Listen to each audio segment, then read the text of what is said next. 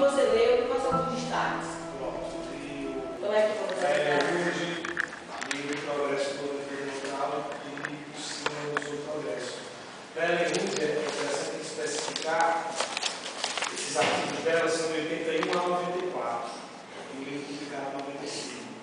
E outra coisa é que ela vem de uma tradição marxista bem específica, uma tradição anglo-saxã, na Inglaterra, nos Estados Unidos, em dois periódicos que são basicamente os que onde ela publicou esses artigos que depois transformaram no livro, que é a New Left Review e a Socialist Register, que é cada uma espécie de publicações que surgem do que foi a nova esquerda dos Estados Unidos da Inglaterra, dos anos 60 para cá. Então ela vem muito dessa tradição anglo-saxã de debate sobre o marxismo. Eu gostei do texto dela, para além dessa relação capitalismo e democracia, porque ela dialoga bastante com Thompson, que é um autor que também tem essa tradição, né? Da New Left Review, que é basicamente Perry Anderson, Ralph Miliband, o Thompson, o pessoal que transitou entre a história, a ciência política, e talvez um pouco a sociologia. Eu acho importantíssima essa contribuição que o Rafael está trazendo, de colocar em que lugar fala essa mulher. Quem é ela? Ele diz, ela escreve, primeiro eu tive a preocupação com o tempo, né? Ela fala, para ele poder contextualizar essa fala. Ela está falando, você discute os artigos, são vários artigos que compõem esse livro, de 81 a 94, mas ela fez algumas revisões, ela disse que trabalhou, e o texto foi publicado em 95. E teve uma primeira edição da Boitempo em 2003. Tanto no prefácio da edição brasileira, ela escreve em Londres, 2002. Mas aí a primeira publicação desse livro é de 2003, 2004. Então, e a outra agora é de 2011. Mas é importante situar isso para ver em que contexto ela vivia. A crise do capital não estava exposta. Ela estava vivendo aquele momento do final dos anos 80 e a primeira década dos anos 90, do século XX. Né? Você tem a crise do socialismo real, a queda do muro de Berlim, toda a coisa da globalização, estruturação produtiva, e a emergência muito forte de muitos marxistas levantando algumas bandas, né? E a questão do pensamento pós-moderno. Então, agora você acrescentou uma coisa muito interessante. De que tradição ela vem? Você disse que ela vem da nova esquerda, né? Da Inglaterra, ligada a duas revistas, que é a Review e Socialist Register. São duas publicações que estão baixando até hoje. Hoje existem essas duas publicações. E a introdução que ela escreve para a edição brasileira, de 2002, ela centra nessa questão que nós vemos no capitalismo da correria e veja como é interessante. Ela vai escrever, ela vai falar que tipo de que democracia ela fala. Qual é a tradição de democracia, né? Porque ela vai ter uma tese. O próprio título do livro é uma tese: Capitalismo contra Democracia. Já é uma tese. Que a grande tese dela, o capitalismo é antitético, é antítese, ele é antitético ao capitalismo.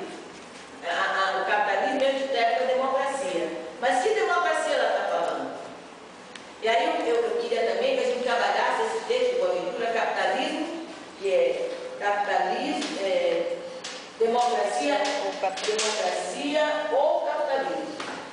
Ele faz, que é um diálogo muito bom com esse prefácio à edição brasileira. Rafael, ele vai se reportar muito à introdução, que é onde ela vai realmente afirmar uma posição em relação ao próprio marxismo. E vai estabelecer alguns diálogos com o Althusser, mostrando o que ele representou, né, essa coisa muito positivista, estruturada aqui dentro, e ela vai estar no Thompson, né? Mas você quer falar algumas coisas? Sim, desse campo mais teórico, ela vai analisar um pouco o que foi o estruturalismo, né?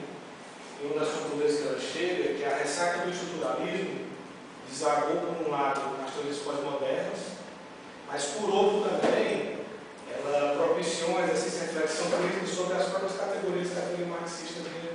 e utilizando.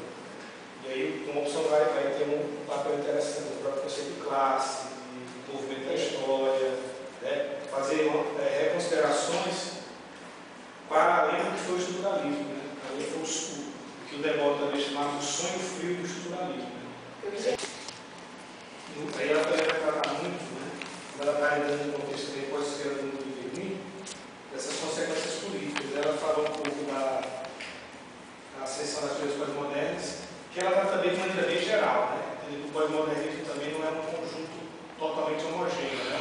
Ele é bem diversificado, ele é bem heterogêneo, só que ela trata de maneira muito geral. E fazendo um pouco também da experiência de todo esse debate, uma das coisas que tem muito nos movimentos sociais, a partir também da ascensão dos novos movimentos sociais, né? Que seria contra o racismo, contra a homofobia, contra o sexismo, uma dificuldade que existe é fazer uma ponte entre essas lutas e a questão de classe, por exemplo, e o capitalismo. É uma missão. É uma diferença muito grande.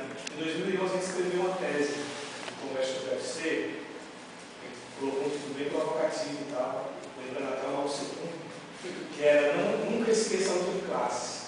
Porque a gente percebia que muito das discussões no âmbito que estava, né, sobre feminismo, então sobre homofobia, então sobre racismo, se desligava da questão do capitalismo. E a gente entendeu isso como uma forma de interferência das teorias pós-modernas nos movimentos sociais. Então ele leva uma compartimentalização da luta. Segmentação. Você entende o racismo pelo racismo. Você entende o sexismo pelo sexismo. A homofobia pela homofobia. E aí você não faz a ponte que está ligada a toda a estrutura, a todo o sistema capitalista e tudo mais, que se utiliza dessas formas coloniais de dominação para potencializar a exploração. E aí, no caso dos negros e negras que recebem menos do que brancos, no caso das mulheres que recebem salários mais baixos que os homens, recebem mesmas funções. Né? Então, assim, dá para perceber que mesmo essas teorias pós-modernas, de forma em geral, elas têm um impacto não só na economia, mas também nos próprios movimentos sociais. E às vezes a gente até provocava, né? Dizia, não, é importantíssimo levantar essas questões. Mas tão importante quanto isso, por exemplo, no caso da homofobia, é saber, por exemplo, que o gay da aldeota tem o seu bar, onde ele pode exercer de alguma forma restrita, mas não é aquele seu bar, a sua sexualidade e tudo mais, tem todo um nicho de consumo para ele. Tem um mercado rico, de braços abertos. Que inclusive tem viagens transatlânticas e tudo mais. Por outro lado, se você vai ao Alegre, se você vai a Messejana, o jovem gay, negro, mulato, pardo, ele não vai ter o tipo de opressão e exploração que ele sofre é diferente daquele jovem gay da Aldeota, por exemplo, ou do Meireles. Então quem estava querendo tratar muito nessa discussão na tese era isso, que nunca esquecesse a composição de classe, nunca esquecesse a composição de classe, porque esse tipo de opressão ela é reutilizada pelo capital. O capital não passa por cima da opressão. Ao momento que ela está dizendo quando ela está falando aqui na parte da introdução, só para 13, né, porque ela vai fazer. Agora eu me senti profundamente interpelada por esse texto, por essa afirmativa assassinato da Eder Wood, porque ela vai, também, veja bem, ela está fazendo um embate nesse momento com os discursos culturais. O Hall e outros trâmites, que ela vai fazer um embate, ela se refere a aos discursos culturais. Né? Como você diz, as teorias pós-modernas, elas também não são homogêneas. Não são homogêneas. Eu acho que você tem muitas dimensões das teorias pós-modernas, mas ela vai dizer bem assim, ainda assim, a crítica do capitalismo anda fora de moda. Isso é que ela está falando em 95. Hoje a crítica do capitalismo não está fora de moda por causa da crise. Então isso não caberia hoje. Quer dizer, a gente não faz a crítica, mas ela está posta. Porque nesse momento havia a ideia do triunfalismo, né? Aquela maldito lá, homem dizendo que o capitalismo era o fim da história, né? O Fukuyama, que a história acabou. Acabou o Fukuyama, né? Acabou o Fukuyama, a crise do capitalismo.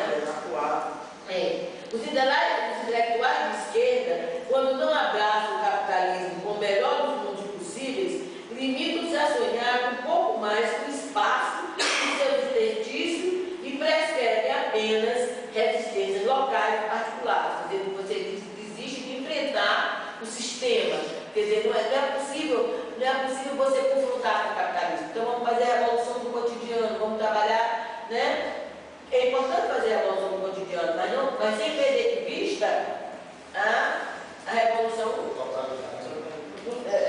próprio sistema. Você viu que nós falávamos ainda há pouco, o próprio Evo Morales e o Chávez e tudo mais, eles empreenderam um avanço democrático, e, inclusive uma revolução distributiva, mas eles não tocaram nas bases da acumulação do capital. Então, os conflitos estão emergindo com muita força. Né? Bem, aí ela vai dizer: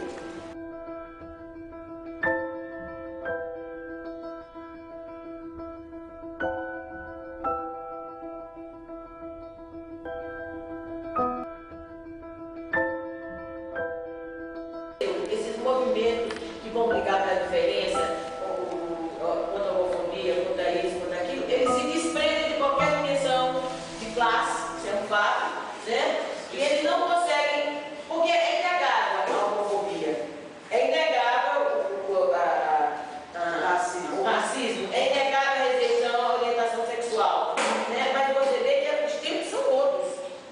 Também esses movimentos avançaram, e o capital também se apropriou de determinadas causas, que hoje você tem uma novela global, além da apoteose dos Félix e do como é o nome do grupo ele? Carneirinho, Félix Carneirinho, terminado triunfalmente, mas a homossexualidade dos homens é mais aceitada. Mas agora a Globo está trazendo nessa novela em família a homossexualidade entre mulheres.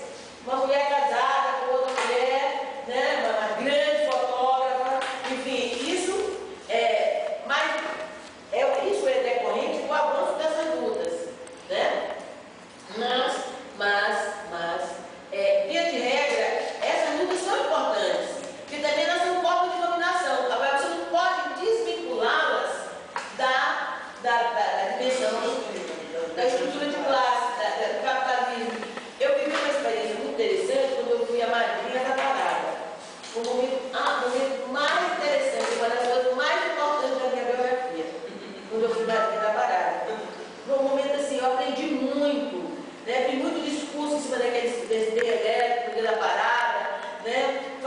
Tentando traduzir essas coisas coloniais, de uma forma que as pessoas falando outra linguagem que não era essa, né? Bem, mas ele também a parada aqui, ela tem, porque o capitalismo se apropriou da parada como uma mercadoria, como a fantasia e tudo, né? Mas aqui o movimento, eles também tinham muita preocupação em fazer uma discussão política, tanto que a parada deve ter sido um seminário. E no meu reinado, na minha gestão, eu fiz muitos seminários politizando a discussão, trazendo as articulações entre capitalismo e colonialismo, né? Então, eu acho que a gente deve politizar essa discussão, fazer essa articulação. Agora, desconhecer, né? Porque aí tem os dois extremos. De um lado, já está longe esse momento, os marxistas não queriam reconhecer a questão da questão feminista, da questão sexista. Os militantes antigos sabem como isso foi difícil, né? As mulheres elas sempre na cozinha, elas sempre a fazer as rifas, elas não estão na produção intelectual do evento. Eles fazem uma divisão social do trabalho dentro dos movimentos e dos partidos. Isso ainda existe hoje, mas é enfrentado mais. Hoje já tem um enfrentamento muito grande, né? Já é muito antigo isso, né? Você ainda viu essas histórias. Mas você vê de repente uma mulher feminista se junta com um namorado que não deveria ser, porque para palatá-la assim, porque ela já fez uma luta das mulheres que foi morta, né? E é morta pelos namorados. Então tem que ver também as carências afetivas, que não levam nossas carências, enfim. Há outros determinantes, por isso que o Marx dizia, o concreto é a síntese de múltiplas determinações. Mas nós não podemos vincular a questão de classe. De fato, você ser homossexual hoje, né, hoje, há 20 anos atrás, não tanto. Muitos homossexuais, eles se obrigavam a se casar, para fazer um casamento de fachada, mesmo na burguesia, para poder ter uma carreira de sucesso, né? Isso era muito. Hoje não, nós estamos falando anos 2000, luta de movimento, muita gente já foi morta, muita homofobia, muita luta e tal, mas hoje você pode fazer muito bem essa demarcação de classe. Você ser gay na classe da burguesia é diferente de você ser gay na periferia. Muita gente defende essa questão do conceito de politizar as massas hoje no Brasil e na América Latina. Mas é necessário também politizar os movimentos sociais. E ganhar para um determinado campo semântico, digamos assim, da luta, que possa vincular de fato essa questão. Porque o que é o conceito de emancipação hoje para nós? O que é o conceito de inclusão?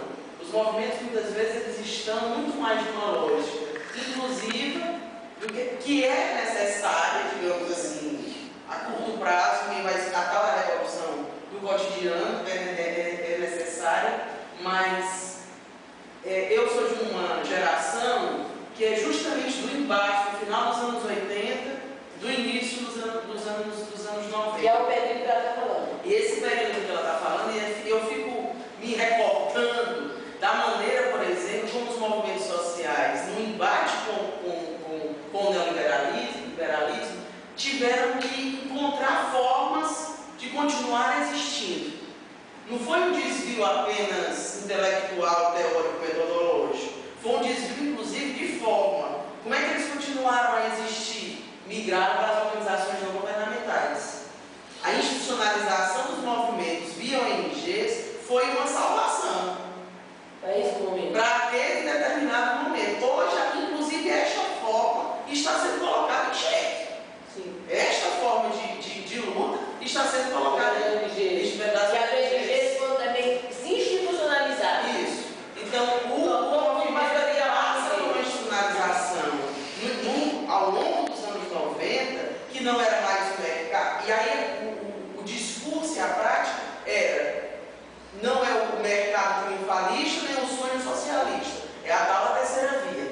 Essa terceira via é perigosíssima. É a tal da terceira via. Ela é isso que não se empurrou. Mas ela contribuiu muito. Ela critica. Ela diz que a gente se contentou muito para uma determinada situação. Que a gente vivencia hoje. Isso. Porque parte dessa despolitização que a gente enfrenta nos movimentos, do movimentismo, parte dessa despolitização que a gente enfrenta no movimentismo é fonte, ou melhor, é consequência dessa segmentação exacerbada.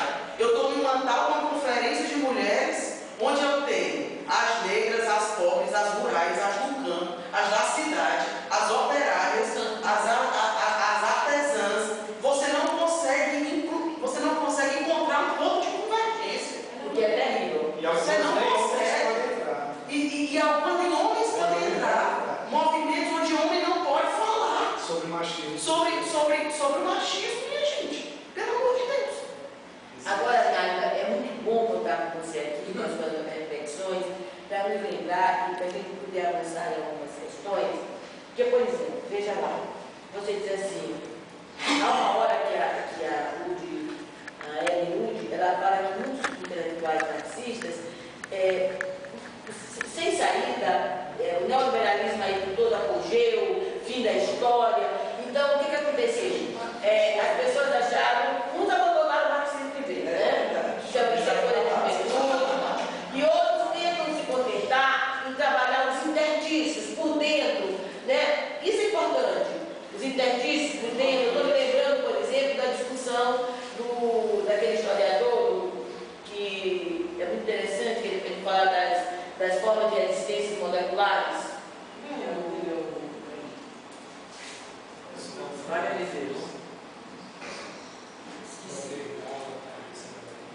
Forma de resistência. Então, eu acho que é fundamental você trabalhar os dentistas, mas você não pode perder de vista, não pode, essa articulação tem que ser feita, você não pode perder de vista a lógica desse sistema. A lógica desse sistema que você tem que entender esses fenômenos dentro dessa lógica.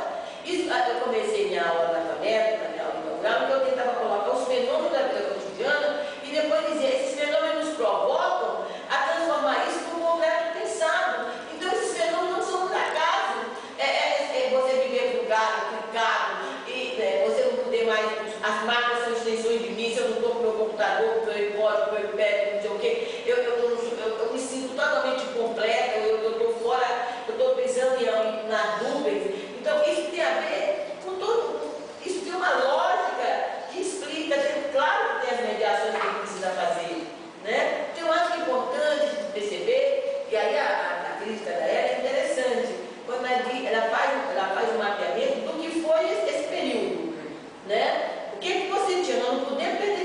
porque senão ele se perde para nós. Isso era final dos anos 80, início da década de 90. O que rolava? A crise, o debate do socialismo real, uma esquerda muito perplexa, falta de perspectivas, o homem dizendo que era o fim da história, o capitalismo parecia que tinha triunfado, que era o grande vitorioso. Então, o marxismo ficou fora de moda. Eu me lembro de um momento aqui das ciências sociais, nos anos 90, lembra daquele homem que foi do seu tempo? Tinha um grande livreiro aqui, que vendia livros marxistas e tal. Houve um dia que eu fiquei, era R$5. Era uma coisa bem barata, mais ficou abandonando no fim de feira, livros assim, porque ninguém queria. Isso era esse momento. Hoje não, hoje o próprio marxismo volta, você tem o apoio tempo aí de uma linha editorial muito importante, você tem grupo de estudos marxianos, você tem. Já não é esse cenário. E a crise do capital, ela foi decisiva para mostrar, olha, esse capitalismo caiu como um castelo de cartas. Professor, e assim, somada a essa coisa, por exemplo, essa queima de livros, teve essas mudanças curriculares, né, que foi obrigatório em toda a universidade, assim, que, por exemplo, na história, a grande coisa foi retirar qualquer referência ao marxismo, ao capitalismo e numa predominância de um currículo essencialmente culturalista. Na história... Olha, ela está dizendo uma coisa interessantíssima, vocês dois, conversem para cá, vocês conversem para cá. Ela está colocando uma coisa interessante, como nesse momento as reformas curriculares. A própria história, né? Ela passou a dominar também essa visão culturalista. Eu me lembro de grandes pessoas de esquerda da história que passam a trabalhar agora com essa linha, uma leitura do Thomas muito confrontando com o marxismo. Ou então pegando já a nova história e tal, essa história toda. Então, isso aqui nas ciências sociais nem se fala. Aqui que o negócio, porque quando eu cheguei aqui em 84, ainda havia muito marxismo ortodoxo, engessado, né? Essa coisa das etapas, etapistas, e isso era uma coisa muito sem fecundidade, uma coisa muito dura, né? Uma coisa estéril, né? E depois sumiu. Aí você começou a falar da evolução dos movimentos, da evolução do cotidiano, que é necessário fazer. As SEAPs trabalhavam com o cotidiano, mas as SEAPs foram crescendo também no sentido de vincular com o capital. Vincular com o capital. No momento alto das SEAPs, a teologia da libertação, ela chegava ao questionamento das estruturas, né? Então, isso é uma grande questão. E essa questão hoje, ela está bem posta, né? Mas você vai encontrar, então, muitos movimentos que, sobretudo o pessoal da teologia LGBT, alguns movimentos indígenas e tal, que não vinculam isso com essa dinâmica do capital. Movimentos negros, tem muitas questões. Movimento feminista nem se fala.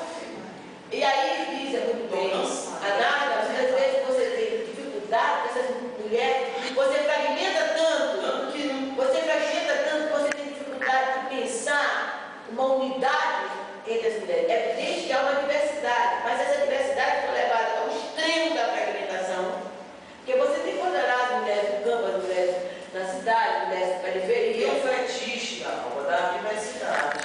E tem que enfrentar o fetiche da universidade. Você só é legítimo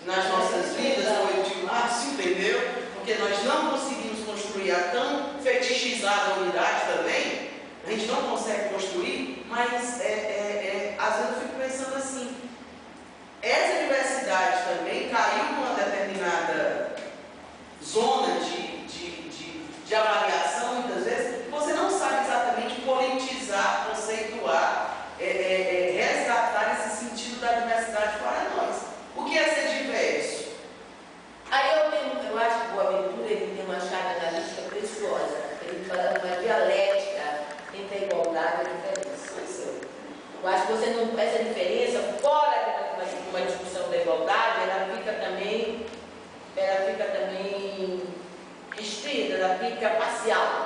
Ele diz assim, nós temos que lutar pela igualdade, sempre que as nossas diferenças nos interiorizam. Mas nós temos que lutar pelas diferenças, não, nós temos que lutar pelas diferenças, é uma coisa que ele faz no jogo analítico, entre igualdade e diferença. Nós temos que lutar pela igualdade, sempre que as nossas diferenças nos interiorizam. Mas nós temos que lutar pelas diferenças, sempre que a igualdade nos homogeneiza. Então você tem que fazer uma dialética que não pode ser rompida. Não pode ser rompida. Então, essas mulheres todas, de todos esses fragmentos da equipe, elas têm em comum a condição feminina numa sociedade capital. Não, você tem a condição feminina na civilização do capital, sabe? Você não pode separar isso. Mas ninguém fala mais dessa civilização do capital, né? Essa coisa que a gente não consegue. Por exemplo, eu acho interessantíssimo trabalhar as identidades. Você tem que pensar as identidades em processo, em trajetórias. Mas aí fica confuso quando se diz assim, o próprio Stuart Hall, que eu li muito, ele diz assim, que você tem o sujeito hoje está descentrado, está fragmentado. E aí essa história do descentramento, da fragmentação, tira totalmente a dimensão de classe.